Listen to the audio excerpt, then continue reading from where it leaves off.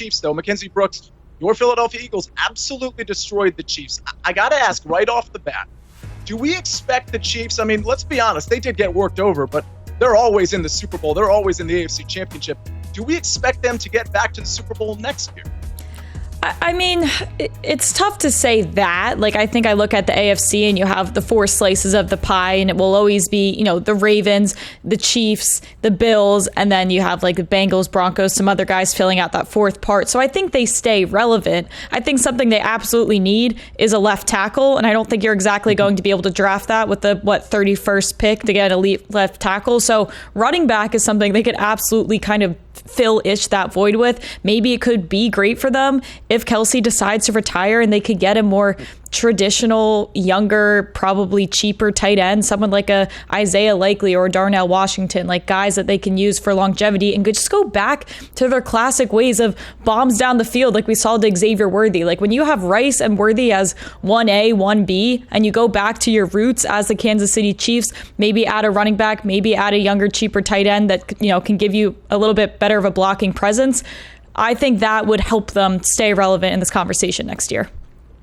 Maybe Travis Kelce retiring will be great for this team is not what I expected to hear to kick off the show. You never know what you're going to hear. And listen, I don't necessarily, I know where you were headed with that take. I don't necessarily hate it.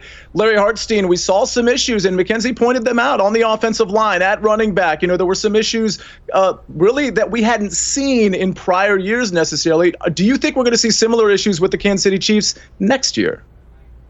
We could, unless they address this offensive line. They need a new left tackle. They have to resign Trey Smith at guard. They need some running backs. They didn't even try to run the ball against the Eagles. They knew it was pointless. And they just said, even from the start, when the game was close for a quarter or so, they didn't even try to run the ball. They have some big free agents in Justin Reed and Nick Bolton that they have to get re-signed as well. They don't even have a lot of cap room. So this is going to be a very tricky offseason. They've got to restructure Chris Jones. They've got to extend Juwan Taylor. They has to free up some cap room. And like you said, Mackenzie, they may be looking for a new tight end. I think Jawan Johnson would look great in a Chiefs uniform and help kind of complete that trio with Worthy and Rice on the outside. I think they'll be in the mix ultimately, but I don't think they make it back to the Super Bowl. Yeah, I don't think they make it back to the Super Bowl either. We've got some future talk coming up in a couple of minutes, and I've got some teams that I really like to make it in the AFC. But it's funny, well, like I have to concede, Mackenzie, like we're all kind of prisoners of the moment to some degree. Like we see one bad loss from the Kansas City Chiefs, and we're like, oh my gosh, the whole building is just crumbling down. With that said, the script is flipped a little bit. Your Philadelphia Eagles, that's the team now we're talking about in a three-peat context rather than the Kansas City Chiefs, who could have done it by beating Philadelphia. So I'm going to ask you this. This is your team. Do we think they're on the three-peat radar here? I mean, if I had to pick a team of any team in the NFL, I absolutely think it would be this team. I mean, what we've seen from this team this year gives me a lot of hope for the future. I mean, they haven't hit their ceiling. Like, we haven't even seen Saquon get really involved in the receiving game. We saw a sneak peek of it with the Chiefs, but this could be like a CMC type of situation we get from him. I mean, you have 3-year contracts across the board. Everybody's young. Cooper DeJean, Quinyon Mitchell, they're not getting worse. Ever heard of a cornerback who got worse in their sophomore year? I mean, our offensive line, our defensive line, like our pass rush got better without Hassan Reddick, who led us in sacks the past 2 seasons. It got better without Hall of Famer Jason Kelsey at center.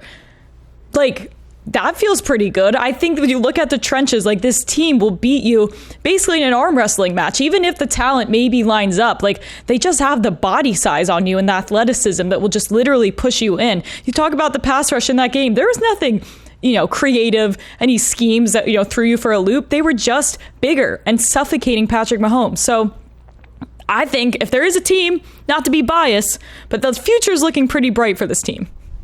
Larry, did you notice the look Mackenzie gave in the middle of that diatribe about her Philadelphia Eagles? It was the Herm Edwards look, like, hello? Like, yeah, this team is built to three-peat. I mean, she just laid out the case. The nucleus here is young. There's not a lot of free agents on this team that are real. Like, some of them will be re-signed, but like the future is looking bright. So many of these stars under contract or under contracts that are reasonable. I mean, how do you not put this team at the top of the list in terms of, hey, they can do it again and then maybe again after that, Larry?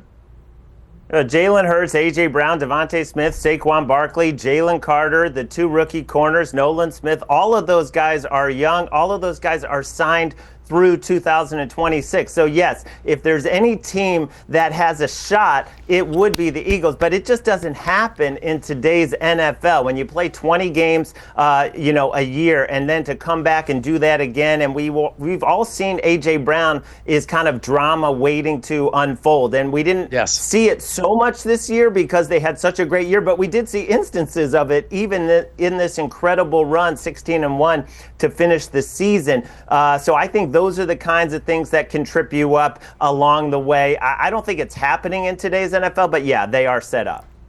It's funny go ahead. I just need to hype up my boys a little bit more. The other crazier part that we see, statistically from Jalen Hurts this year, he was playing at 70% of his, peak self, I'd say. We didn't even get the best version of Jalen Hurts. We beat teams through the playoff without A.J. Brown being productive, and then we beat the Kansas City Chiefs without Saquon Barkley having a solid game on the ground.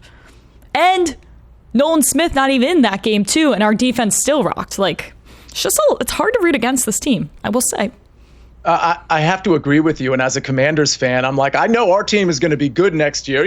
Health is obviously something all teams need. But as Eagles team, when you look at the interior, you got to build teams from the inside out. And that's really what the Eagles have done. Don't forget, they got Saquon Barkley. They got A.J. Brown after this offensive line. And largely the defensive line was in good shape. So the team makeup is great. As far as the team chemistry, I like your comment, Larry, about A.J. Brown, because as soon as things are going a little bit bad, the camera always pans over to the sideline to see if A.J. Brown is in someone's face. So we'll see. They'll have maybe some more adversity next year. We'll see how they deal with it. They are plus 650 to win the Super Bowl. The odds are out. Everybody knows the odds are out. Eagles are leading the list. Then you got Kansas City, Baltimore. Let's see. So, some of those high-profile teams like the Buffalo Bills, I think, are fourth in line there. Mackenzie, in terms of the Super Bowl odds, is it Eagles at plus 650 that you're looking at, or are you staring at any other team? We're going to go down the board a little bit just while we're talking about the conversation, some long shots here. I think the Green Bay Packers are a little bit disrespected with the line they have around 20-1 right now.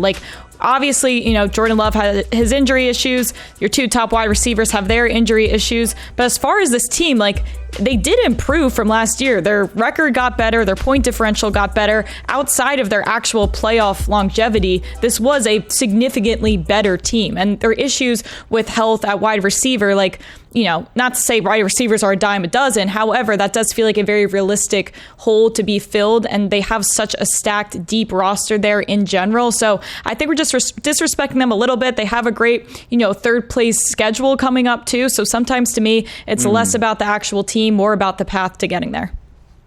Larry, my pick to represent the AFC, I could have covered this when we were covering the Chiefs earlier. I think the Ravens are going to win the AFC. I still think they're built to win. And I think if they had beaten the Bills, they would have beaten Kansas City in the AFC Championship. That's a lot of ifs and whats and things that actually didn't happen. But I do think they're going to be the best team next year in the AFC. With all of that said, if I'm looking at the odds, Joe Burrow and company were left out of the playoffs. I just think when this offense is operating, and I think the defense will be a little bit better, I hope. When this offense is operating at 100%, it can't be stopped, in my opinion. So when I look down the board in that sort of Green Bay Packers range, I see the Cincinnati Bengals at plus 1,800, and I think they're kind of a sleeping giant because of Joe Burrow. I know we saw with Philadelphia, defense can also win championships. Offense was great, but defense can win championships. But this offense for Cincinnati, when it's on, it is absolutely unbelievable. So that's where I'm headed. You're headed to another team with another good offense. Yeah, I'm going to look foolish because I already bet the Rams at plus 2,500. If Matthew Stafford doesn't come back, this bet, you could just throw it right in the trash. But if he does come back, this number is going to fall.